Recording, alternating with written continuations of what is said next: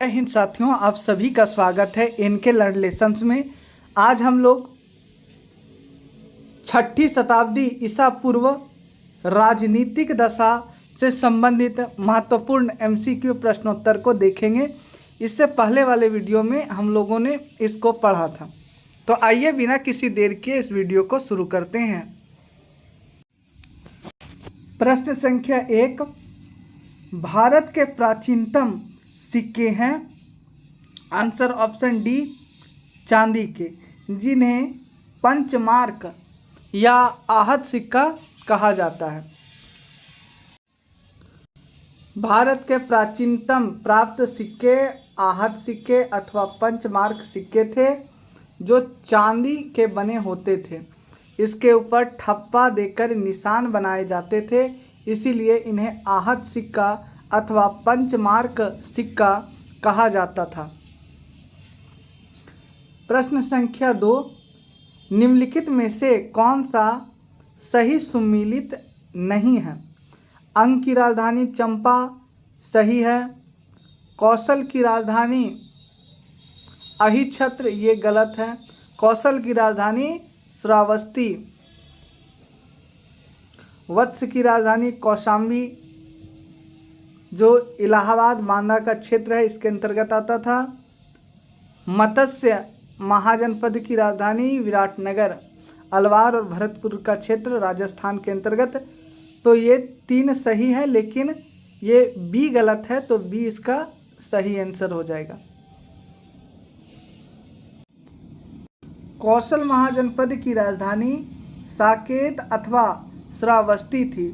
उत्तरी पांचाल की राजधानी अहिच्छत्र और दक्षिणी पांचाल की राजधानी काम्पिल्य थी। प्रश्न संख्या 3, सूची 1 को सूची 2 से सुमेलित कीजिए तथा सूचियों के नीचे दिए गए कूट की सहायता से सही उत्तर का चयन करें। राजा और राज्य, प्रधोत ये अवंती राज्य से संबंधित था। उदयन वत्स, प्रसेनजित, कौशल, अजातशत्रु, मगध। प्रधोत, अवंती, उदयन, वत्स, प्रसेनजित, कौशल और अजातशत्रु, मगध। इस तरह से इसका आंसर हो जाएगा ऑप्शन सी। पहला का 3, दूसरा का दूसरा हो जाएगा, ये हो गया। प्रधोत, अवंती, उदयन, वत्स, प्रसेनजित, कौशल और अजातशत्रु, मगध।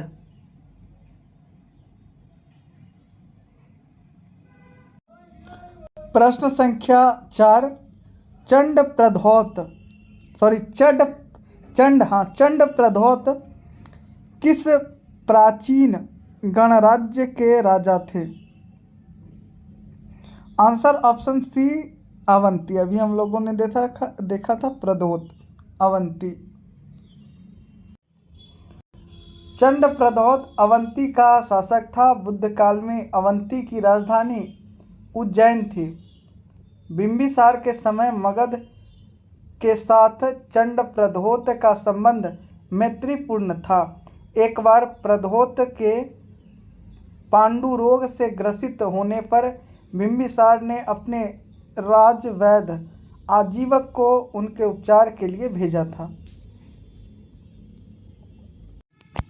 प्रश्न संख्या 5, अभिलेखीय साक्ष्य से प्रकट होता है कि नंद राजा के आदेश से एक नहर खोदी गई थी। कहाँ खोदी गई थी? तो आंसर ऑप्शन सी, कलिंग में। क्योंकि यह जो अभिलेखीय साक्ष्य जिससे हमें यह जानकारी प्राप्त हो रही है कि उनके आदेश से, नंद राजा के आदेश से एक नहर खोदी गई थी, वह अभिलेखीय साक्ष्य है हाथी गुम्फा अभिलेख, जो कि खारवेल का है।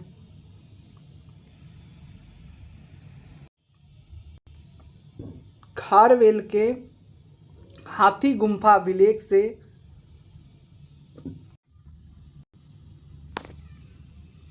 नंद राजा महापद्मनंद की कलिंग विजय की सूचना प्राप्त होती है। इनके अनुसार नंद राजा जिनसेन की मूर्ति को उठा ले गए तथा उसने कलिंग में एक नहर का निर्माण करवाया था। जिनसेन की मूर्ति उठा ले गए और कलिंग में एक नहर का निर्माण करवाया। प्रश्न संख्या 6, उज्जैन का प्राचीन काल में नाम था। तक्षशिला नहीं, इंद्रप्रस्थ भी नहीं, इसका आंसर हो जाएगा सी अवंती।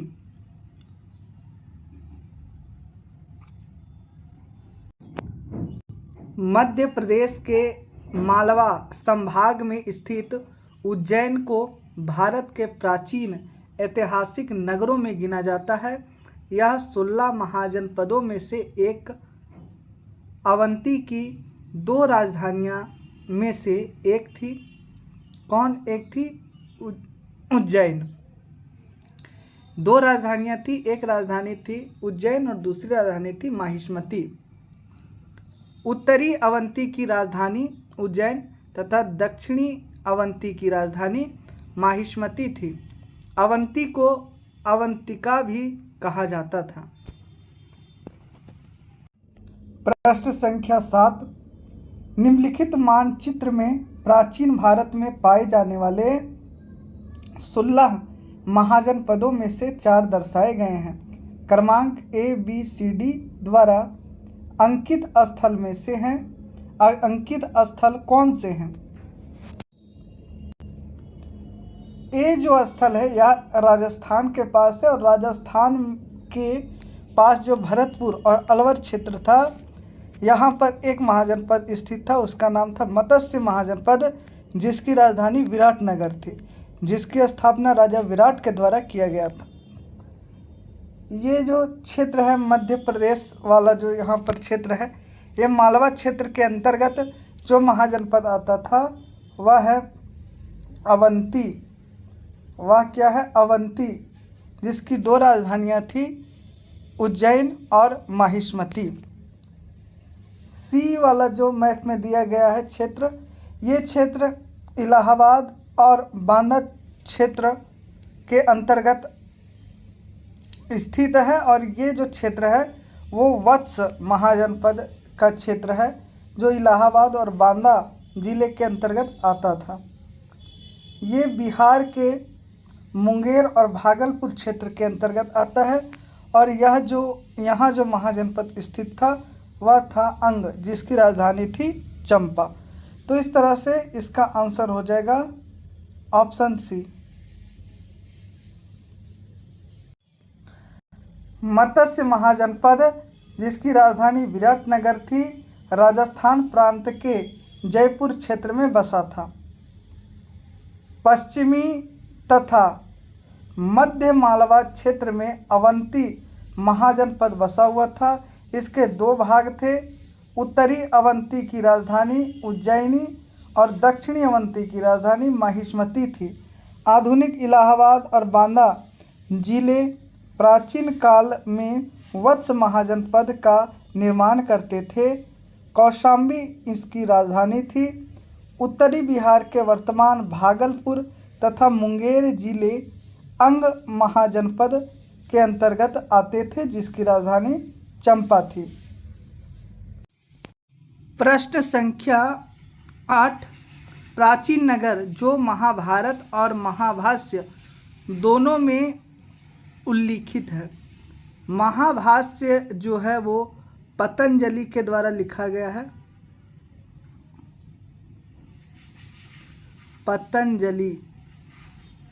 पतंजलि के द्वारा लिखा गया अष्टाध्यायी पर टीका है। किस पर? अष्टाध्यायी पर।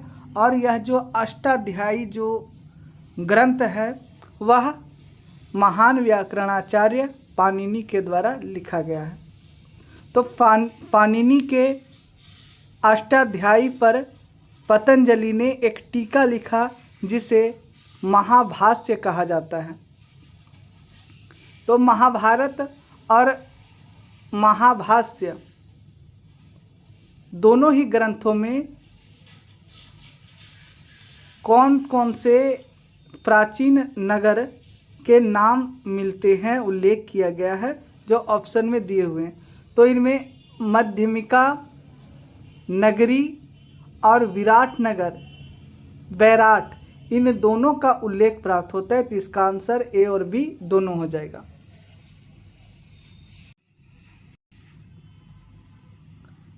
विराट नगर या बैराट राजस्थान के जयपुर में स्थित महाभारत काल में पांडवों ने अपना अज्ञातवास यहाँ व्यतीत किया था। इसका भी उल्लेख महाभारत और महाभाष्य पतंजलि के महाभाष्य में मिलता है।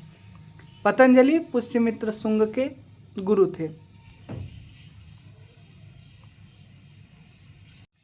प्रश्न संख्या 9, पाटलिपुत्र के संस्थापक थे। आंसर ऑप्शन ए उदयन, जिन्होंने सोन और गंगा नदी के संगम पर पाटलिपुत्र नगर की स्थापना की थी। ये अजातशत्रु के उत्तराधिकारी थे। गंगा और सोन नदी के संगम पर एक किला बनाया और पाटलिपुत्र नगर की स्थापना की। पाटलिपुत्र नगर की स्थापना करने के बाद इन्होंने राजगृह से अपनी राजधानी को स्थानांतरित करके पाटलिपुत्र कर दिया। यह नगर शिशुनाग वंश, नंद वंश तथा मौर्य वंश की राजधानी रही। प्रश्न संख्या 10, मगध साम्राज्य की राजधानी पाटलिपुत्र के बारे में निम्नलिखित में से कौन से कथन सत्य है? तो इसका आंसर हो जाएगा ऑप्शन बी, पाटलिपुत्र उत्तर में गंगा नदी से एवं पश्चिम में सोन नदी से घिरा हुआ था। प्रश्न संख्या 11, पाटलिपुत्र को किस शासक ने सबसे पहले सर्वप्रथम अपनी राजधानी बनाया? तो आंसर हो जाएगा ऑप्शन ए, चंद्रगुप्त मौर्य। लेकिन इनसे भी पहले उदयन ने पाटलिपुत्र को अपनी राजधानी बनाई, लेकिन ऑप्शन के अनुसार चंद्रगुप्त मौर्य हो जाएंगे। प्रश्न संख्या 12, निम्नलिखित में से किस राजा ने पाटलिपुत्र नगर बसाया था? आंसर ऑप्शन डी, उदयन ने। प्रश्न संख्या 13, किस शासक द्वारा सर्वप्रथम पाटलिपुत्र का राजधानी के रूप में चयन किया गया? आंसर ऑप्शन सी, उदयन द्वारा। प्रश्न संख्या 14, उदयन वासवदत्ता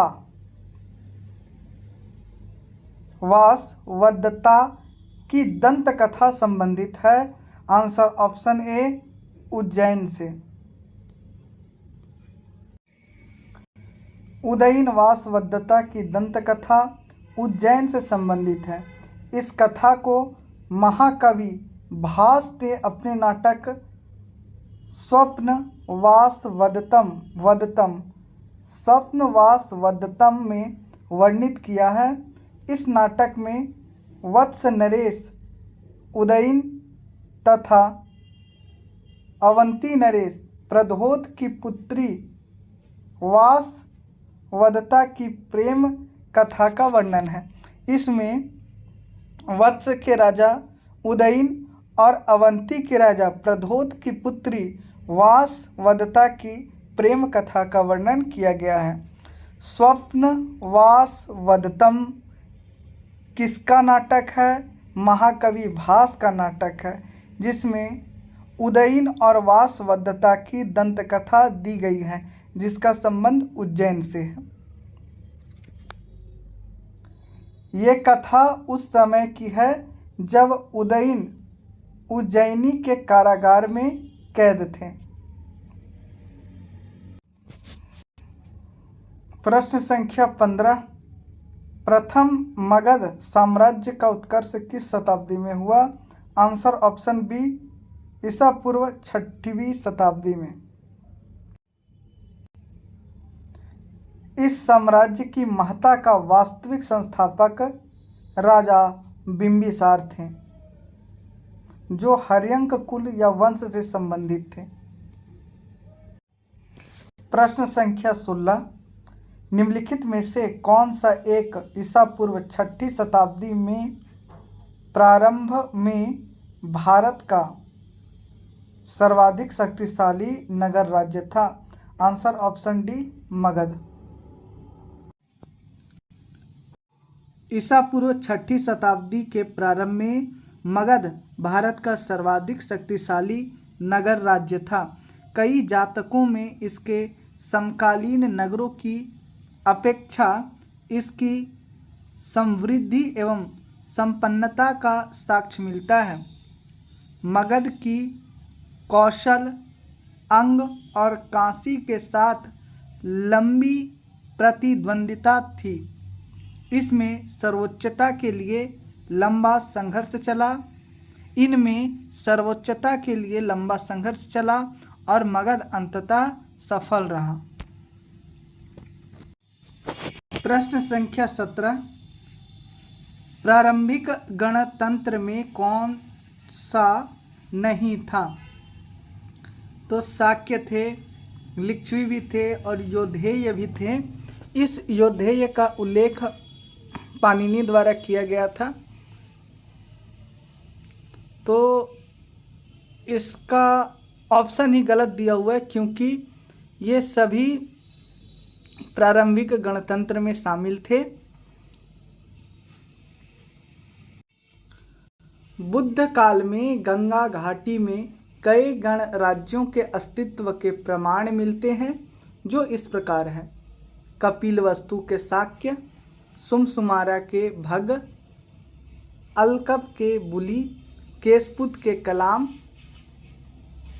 रामग्राम के कोलिये, कुशीनारा के मल, पावा के मल, पिपलीवन के मौर्य, वैशाली के लिच्छवी, मिथिला के विदेह। यौधेय गणतंत्र का पहला उल्लेख पाणिनि ने किया है। बाद में समुद्रगुप्त की प्रयाग प्रशस्ति में भी यौधेय गणतंत्र पर समुद्रगुप्त की विजय की सूचना प्राप्त होती है। इस प्रकार यह गणतंत्र 4ठी शताब्दी ईसा पूर्व से गुप्त काल तक विद्यमान रहा। प्रश्न संख्या 18, विश्व का पहला गणतंत्र वैशाली में किसके द्वारा स्थापित किया गया? आंसर ऑप्शन डी, लिच्छवी द्वारा। विश्व का पहला गणतंत्र वैशाली के लिच्छवियों द्वारा स्थापित किया गया। वैशाली बुद्ध काल का सबसे बड़ा एवं शक्तिशाली गणराज्य था। लिच्छवी वज्जी संघ में सर्वप्रमुख थे। प्रश्न संख्या 19, ईसा पूर्व 6ठी सदी में विश्व की प्रथम गणतंत्रात्मक व्यवस्था कहाँ थी? Answer option A, Vaishali. और वैशाली के जो लिच्छवी थे, इन्होंने पहले गणतंत्र की स्थापना की थी। प्रश्न संख्या 20, निम्न में से कौन सा युग्म उपयुक्त जोड़ी है? परश्वनाथ जन्त्रिका, ये गलत है। बी, बिंदुसार शाक्य वंश से, ये गलत है। बिंदुसार हर्यंक वंश से संबंधित थे। स्कंदगुप्त मौर्य वंश, गलत। गुप्त वंश से। चेटक लिच्छवी, ये सही है। तो इसका आंसर ऑप्शन डी हो जाएगा। राजा चेटक लिच्छवी गणराज्य के राजा थे। इनकी पुत्री चेलना का विवाह मगध नरेश बिंबिसार से हुआ था। लिच्छवी वज्जी संघ के प्रधान वंशों में से एक था। प्रश्न संख्या 21, छठी शताब्दी ईसा पूर्व के 16 महाजनपदों के विषय में निम्नलिखित में से किस बौद्ध ग्रंथ में सूचना मिलती है? आंसर ऑप्शन डी, अंगुत्तर निकाय, जो सुत्त पिटक का एक भाग है। अंगुत्तर निकाय में हमें 16 महाजनपदों की जानकारी प्राप्त होती है, जिसमें है अंग, मगध, काशी, कौशल, वज्जी, मल, चेदी, वत्स, कुरु, पांचाल, मत्स्य, सूरसेन, अस्मक, अवंती, गांधार, कंबोज। जैन ग्रंथ भगवती सूत्र में भी 16 महाजनपदों की सूचना मिलती है, लेकिन उनके नाम अंगुत्तर निकाय में दिए गए नामों से भिन्न हैं। कुछ भिन्न हैं, कुछ मिलते हैं। प्रश्न संख्या 22, 16 महाजनपदों की सूची उपलब्ध है। आंसर ऑप्शन बी, अंगुत्तर निकाय में।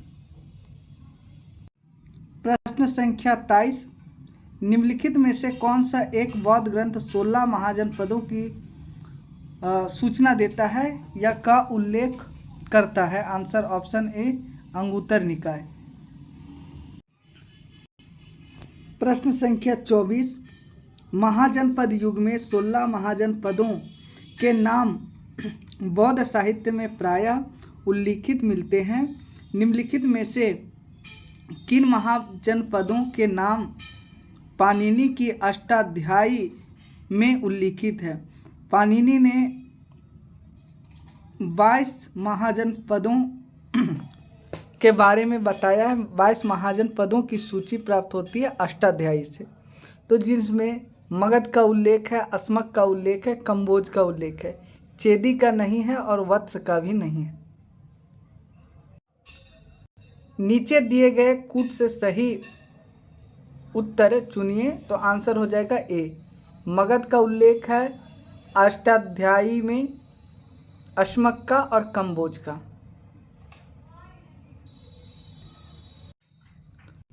पाणिनि संस्कृत भाषा के बड़े व्याकरण हुए।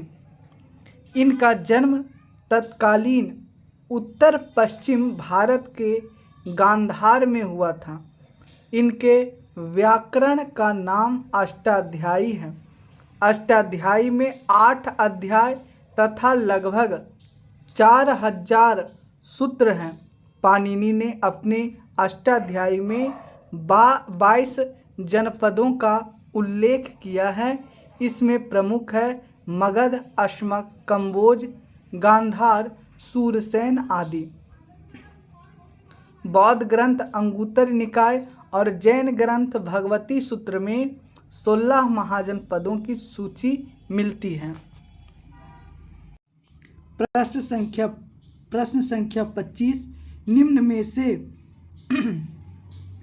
किन ग्रंथों में प्राचीन भारत के 16 महाजनपद, षोडश महाजनपद की सूची मिलती है? नीचे दिए गए कूट से सही उत्तर का चयन कीजिए। अर्थशास्त्र से नहीं, जो चाणक्य, कौटिल्य, विष्णुगुप्त के द्वारा लिखा गया था, तो इसमें नहीं, भगवती सूत्र में मिलती है और अंगुत्तर निकाय में मिलती है, दोनों मिलता है, तो इसका आंसर हो जाएगा ऑप्शन ए। प्रश्न संख्या 26, महाभारत के अनुसार उत्तरी पांचाल की राजधानी स्थित थी। आंसर ऑप्शन सी, अहिछत्र, और दक्षिणी पांचाल की राजधानी काम्पिल्य थी।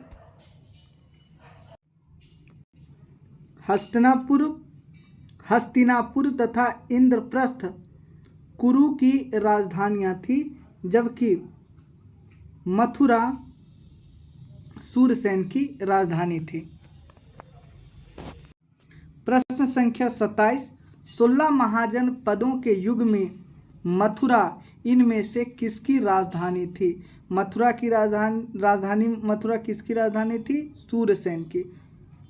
आधुनिक जो ब्रजमंडल का क्षेत्र है, इसके अंतर्गत आता था। प्रश्न संख्या 28, चंपा किस महाजनपद की राजधानी थी? आंसर हो जाएगा ऑप्शन डी, अंग की राजधानी चंपा थी। और यह जो है चंपा, यह आधुनिक जो मुंगेर और भागलपुर का क्षेत्र है इसके अंतर्गत आता था, जो बिहार के अंतर्गत स्थित है। महाभारत और पुराणों में चंपा का प्राचीन नाम मालिनी प्राप्त होता है। महाभारत और पुराणों में चंपा का प्राचीन नाम मालिनी प्राप्त होता है। दिघ निकाय के अनुसार इस नगर निर्माण की योजना वास्तुकार महागोविंद ने की थी।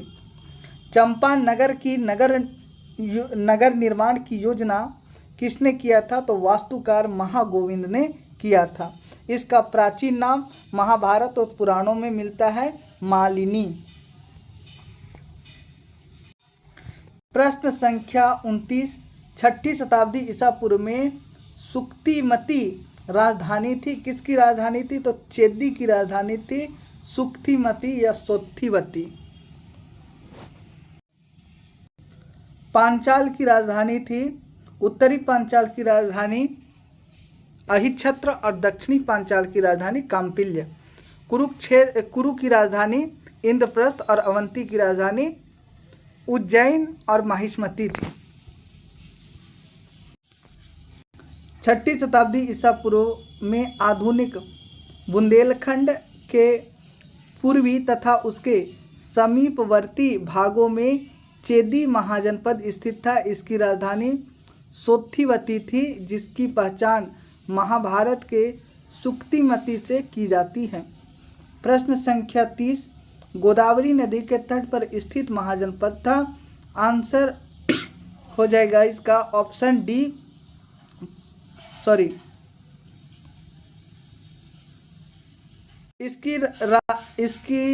इसका जो आंसर हो जाएगा वो हो जाएगा अस्सक या अस्मक,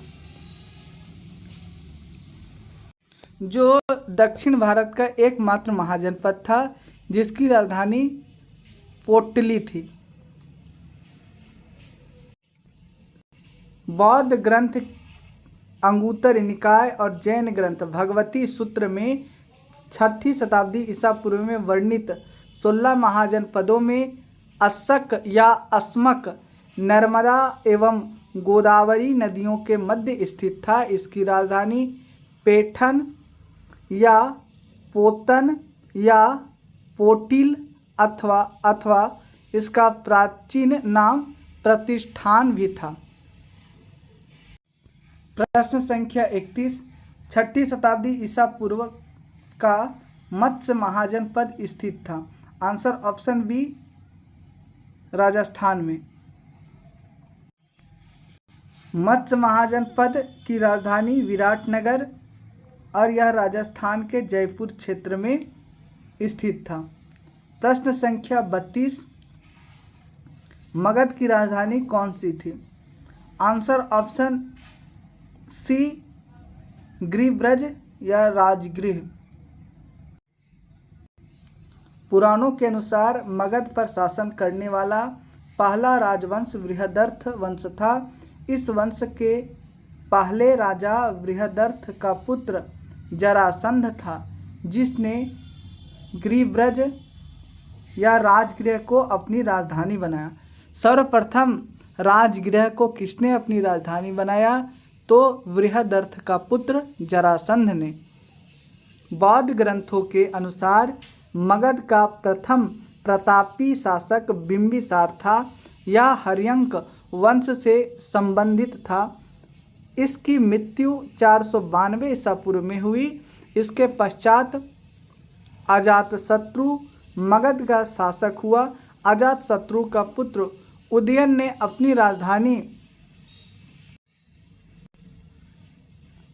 राजगृह से पाटलिपुत्र स्थानांतरित किया था और इसी ने पाटलिपुत्र नगर की स्थापना की थी, गंगा और सोन नदी के संगम पर।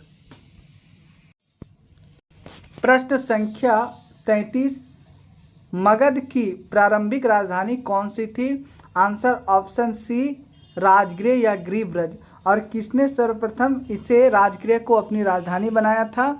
तो जरासंध ने। प्रश्न संख्या 34, प्राचीन महाजनपद मगध की प्रथम राजधानी कौन सी थी? पाटलिपुत्र तो दूसरी राजधानी थी, वैशाली नहीं, चंपा नहीं, अंग भी नहीं, तो इसका आंसर हो जाएगा ऑप्शन ई। इसकी प्रथम राजधानी राजगृह या गृहब्रज थी, जिसको अपनी राजधानी सबसे पहले जरासंध ने बनाया था।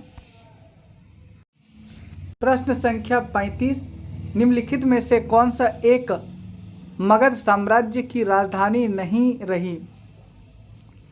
तो गृहब्रज, इसी को राजगृह भी कहा जाता है। पाटलिपुत्र भी राजधानी रही, कौशाम्बी नहीं रही। कौशाम्बी राजधानी थी वत्स महाजनपद की।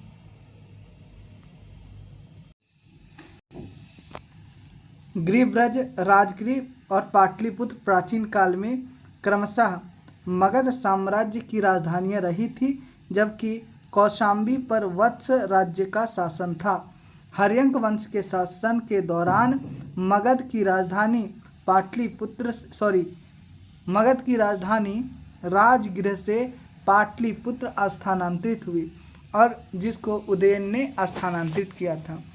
प्रश्न संख्या 36, प्राचीन श्रावस्ती का नगर विन्यास किस आकृति का है? तो आंसर ऑप्शन बी, अर्धचंद्राकार, जो हमें वहाँ के उत्खनन से यह जानकारी प्राप्त हुई है। प्राचीन श्रावस्ती की पहचान अलेक्जेंडर कनिंघम, जिन्हें भारतीय पुरातत्व का जनक कहा जाता है, ने 1861 ईस्वी में उत्तर प्रदेश के गोंडा के निकट सहेत महेत वर्तमान श्रावस्ती नामक स्थान से की थी। उत्खननों के आधार पर ज्ञात हुआ है कि प्राचीन श्रावस्ती का नगर विन्यास अर्धचंद्राकार था। प्रश्न संख्या 37, मगध के किस प्रारंभिक शासक ने राज्यारोहण के लिए अपने पिता की हत्या की एवं स्वयं इसी कारणवश अपने पुत्र द्वारा मारा गया? आंसर हो जाएगा ऑप्शन बी, अजातशत्रु। मगध का शासक अजातशत्रु अपने पिता हर्यंक वंश के संस्थापक बिंबिसार की हत्या कर गद्दी पर बैठता है और बाद में इसकी हत्या इसका ही पुत्र उदयन, जो कौशाम्बी के वत्स राजा उदयन से भिन्न है, उदयन और उदयन दोनों भिन्न हैं, ने कर दी थी। अजातशत्रु अपने पिता बिंबिसार की हत्या करता है और बाद में अजातशत्रु का बेटा उदयन इसकी अजातशत्रु की हत्या कर देता है। इसीलिए इनको पितृहंता भी कहा जाता है। प्रश्न संख्या 38, अजातशत्रु के वंश का नाम क्या था? आंसर ऑप्शन बी, हर्यंक वंश, और इसका एक अन्य नाम है कुनिक। प्रश्न संख्या 39, राजकुमार जो अपने पिता की मृत्यु के लिए उत्तरदायी था? Answer option A, Ajatashatru. यह जैन मतानुयायी था। प्रश्न संख्या 40, किसने मगध साम्राज्य में वज्जी गणसंघ को हराकर आत्मसात किया? Answer option D, Kunik, Ajatashatru ने। वैशाली वज्जी संघ का प्रमुख गणराज्य था।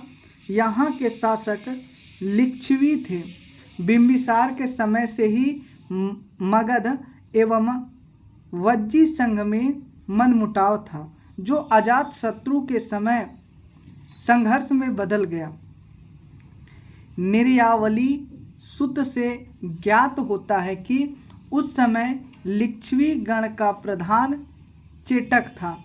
उसने 9 लिच्छवियों, 9 मलों तथा 18 गणराज्यों काशी कौशल को एकत्र करके मगध नरेश के विरुद्ध एक सम्मिलित मोर्चा तैयार किया। भगवती सूत्र से ज्ञात होता है कि अजात शत्रु इन सब का विजेता था, अर्थात उसने इस संघ को, सम्मिलित संघ को पराजित किया था। अजातशत्रु ने कूटनीति से काम लिया। पाटलीग्राम में उसने सुदृढ़ दुर्ग का निर्माण करवाया। तत्पश्चात उसने अपने मित्र वश्यकार को भेजकर वज्जी संघ में फूट डलवा दी। फलस्वरूप वे परस्पर लड़ने लगे और उनका संगठन कमजोर हो गया। अंततोगत्वा अजातशत्रु ने आक्रमण कर लिच्छवियों को पराजित किया और उनका भूभाग मगध साम्राज्य में मिला लिया। प्रश्न संख्या 41, मालवा क्षेत्र पर मगध की सत्ता का विस्तार निम्न में से किसके शासनकाल में हुआ? आंसर ऑप्शन डी, शिशुनाग के समय में। पुराणों के अनुसार मगध नरेश शिशुनाग ने अवंती मालवा को जीतकर मगध साम्राज्य में मिला लिया था। प्रश्न संख्या 42, मगध में नंद वंश का संस्थापक कौन था? तो आंसर ऑप्शन ए, महापद्मनंद, जिसे दूसरा परशुराम भी कहा जाता है। महापद्मनंद नंद वंश के संस्थापक थे। इनका दूसरा नाम उग्रसेन है। पुराणों में महापद्मनंद को सर्व क्षत्रांतक अर्थात सभी क्षत्रियों का नाश करने वाले और अपरोप परशुराम कहा गया है। इन्हें अपरोप परशुराम कहा गया है। अपरोप परशुराम कहा गया है। प्रश्न संख्या 43, मगध का कौन सा सम्राट अपरोप परशुराम के नाम से जाना जाता है? Answer option D, answer D, Mahapadmananda, जो नंद वंश के संस्थापक थे। इन्हें उग्रसेन और महाक्षत्रांतक भी कहा जाता है। प्रश्न संख्या 44, वाराणसी को निम्नलिखित में से किसने अपनी दूसरी राजधानी बनाया था? आंसर ऑप्शन डी, शिशुनाग ने। 6ठी शताब्दी ईसा पूर्व में वाराणसी काशी महाजनपद की राजधानी थी, जिसे हर्यंक वंश के शासक बिंबिसार ने कौशल नरेश प्रसेनजित की बहन महाकौशला के साथ विवाह करके दहेज के रूप में प्राप्त किया था। इसी प्रकार अजातशत्रु के समय प्रसेनजित की बेटी वजीरा से अजातशत्रु का विवाह होता है और उन्हें भी उपहार स्वरूप काशी प्रांत प्राप्त होता है, जिस पर वे शासन करते हैं, अर्थात वो काशी इनके साम्राज्य के अंतर्गत आ जाता है, इनके अधीन आ जाता है। कालांतर में शिशुनाग ने जब गिरिब्रज को अपनी राजधानी बनाई, शिशुनाग ने अपनी दूसरी राजधानी वैशाली को बनाई थी। तो उसने अपने पुत्र को वाराणसी का उप राजा नियुक्त किया था। अतः दिए गए विकल्पों में से यह स्पष्ट नहीं है कि वाराणसी को अपनी दूसरी राजधानी किसने बनाया था। उल्लेखनीय है कि उत्तर प्रदेश लोक सेवा आयोग ने इस प्रश्न का उत्तर शिशुनाग माना है। इसी कारण से मैंने इसका आंसर आपको शिशुनाग बताया। प्रश्न संख्या 45, नंद वंश के पश्चात मगध पर किस राजवंश ने शासन किया? आंसर ऑप्शन ए मौर्य वंश। मगध के नंद वंश की स्थापना शिशुनाग वंश का अंत करके की गई थी। नंद वंश में कुल 9 राजा हुए। नंद वंश के अंतिम काल में जनता से बलपूर्वक धन वसूलने तथा छोटी छोटी वस्तुओं पर भारी कर लगाने के कारण जनता शासकों के विरुद्ध हो गई और चारों ओर घृणा एवं असंतोष का वातावरण व्याप्त हो गया। इसी का लाभ उठाकर चंद्रगुप्त मौर्य ने चाणक्य के सहयोग से धनानंद की हत्या कर नंद वंश का अंत कर दिया। इस प्रकार नंद वंश के तत्काल पश्चात मगध पर मौर्य वंश का शासन स्थापित हुआ। उसके उपरांत शुंग, कण्व, गुप्त आदि ने शासन किया। प्रश्न संख्या 46, राजा नंद का उल्लेख करने वाला अभिलेख्य प्रमाण है। आंसर ऑप्शन ए खारवेल का हाथी गुम्फा अभिलेख, जिसमें कलिंग विजय की जानकारी प्राप्त होती है।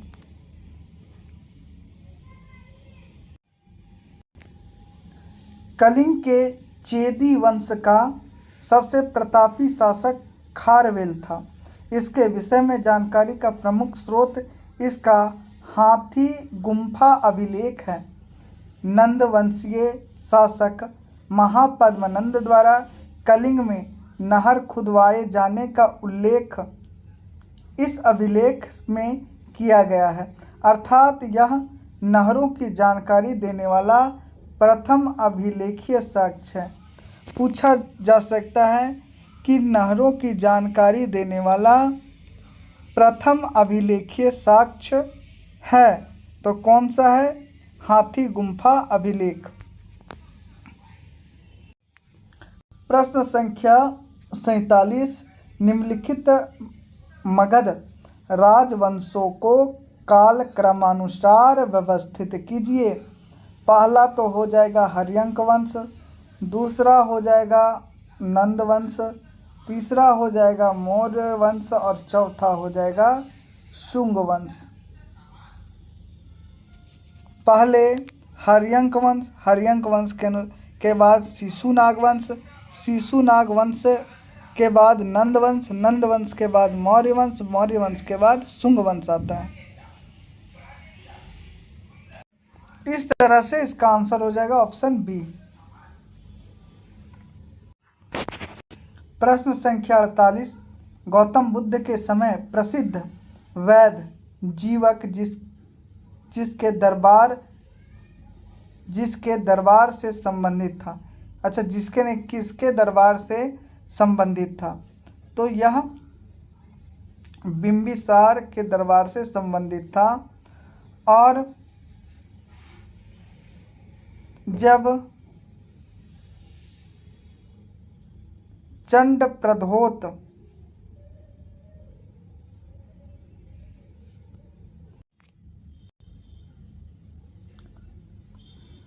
पांडु रोग से ग्रसित थे तो बिंबिसार ने जीवक को उनके उपचार के लिए भेजा था। जीवक बिंबिसार के दरबार में था और जब चंडप्रद्योत अवंती नरेश चंडप्रद्योत पांडु रोग से ग्रसित थे तो उनकी चिकित्सा सेवा के लिए जीवक को भेजा था। प्रश्न संख्या 39, निम्नलिखित कथन ए और बी को पढ़े और नीचे दिए गए कूटों में से सही उत्तर का चयन करें। ए विश्व के सभी भागों में ईसा पूर्व छठी शताब्दी एक महान धार्मिक उथल पुथल का काल था, एकदम सही है। दूसरा, वैदिक धर्म बहुत जटिल हो चुका था, ये भी सही है। तो इसका आंसर हो जाएगा ऑप्शन बी। ए और बी दोनों सही हैं।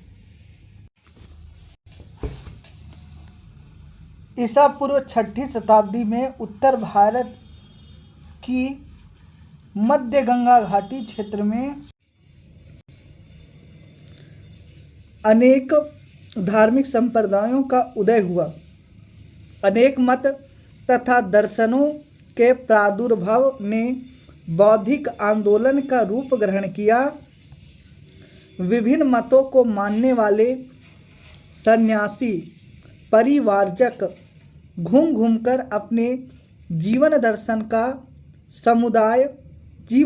का जन समुदाय में प्रचार तथा एक दूसरे के दर्शन का खंडन किया करते थे। यह भी महत्वपूर्ण है कि इस प्रकार के बौद्धिक आंदोलनों के प्रमाण अन्य देशों में भी मिलते हैं। चीन, ईरान तथा यूनान में पुरातन मान्यताओं को चुनौती देने वाले क्रमशः चीन में कन्फ्यूशियस, ईरान में जरथुस्त्र और यूनान में पाइथागोरस थे। वैदिक धर्म बहुत जटिल हो चुका था। मंत्रों की शुद्धता और यज्ञों पर बहुत जोर था, जिससे पुरोहितों का महत्व अत्यधिक बढ़ गया। यज्ञों में बहुत धन व्यय होने लगा तथा पशु बलि को भी बढ़ावा मिला।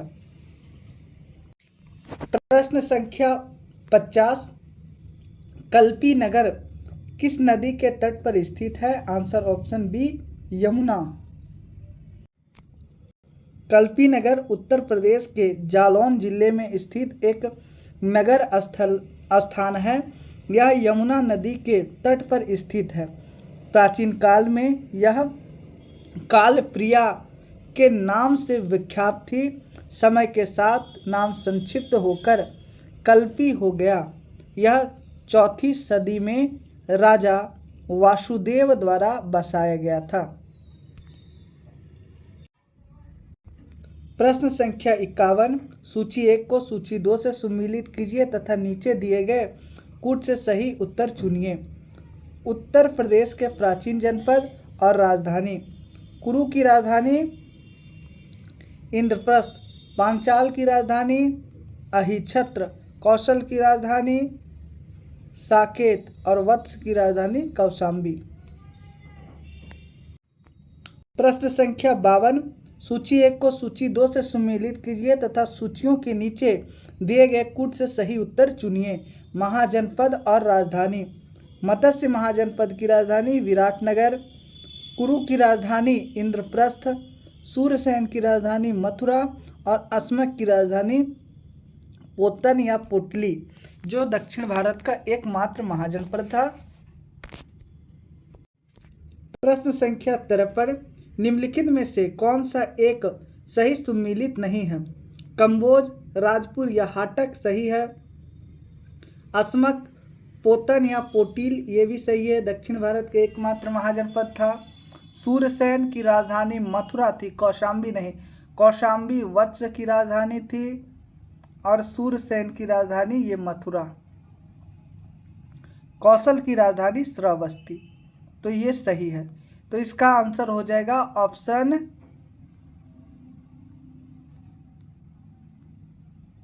सी, क्योंकि सी गलत मिलाया हुआ है।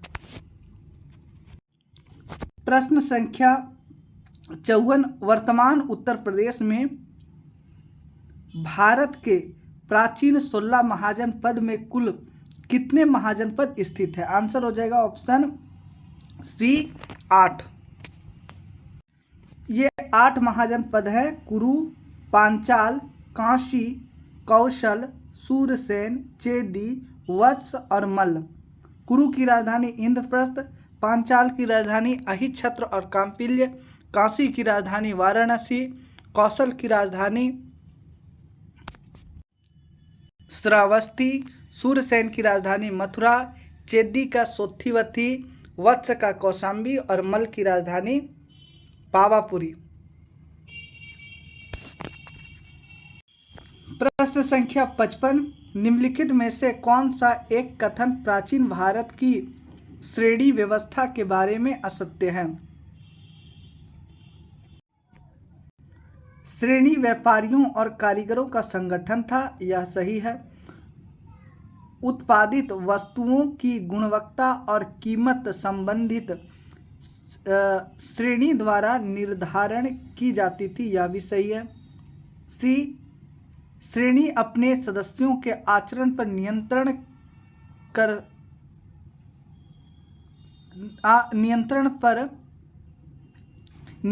रखा करती थी।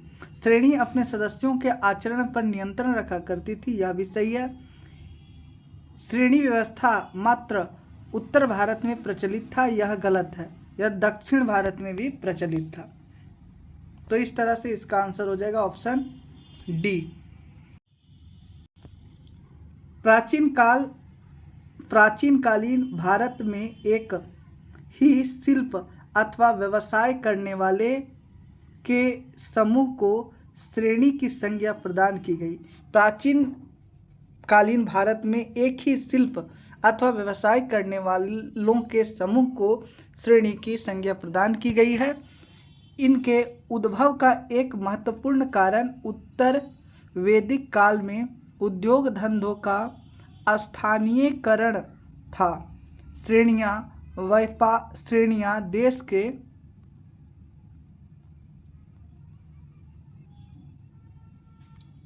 श्रेणियां देश के व्यापार वाणिज्य का संचालन, वस्तुओं की गुणवत्ता व कीमत निर्धारण के साथ साथ अपने सदस्यों के आचरण पर भी नियंत्रण करती थी। उत्तर भारत के साथ साथ दक्षिण भारत में भी श्रेणियों के प्रचलन का उल्लेख मिलता है। धन्यवाद।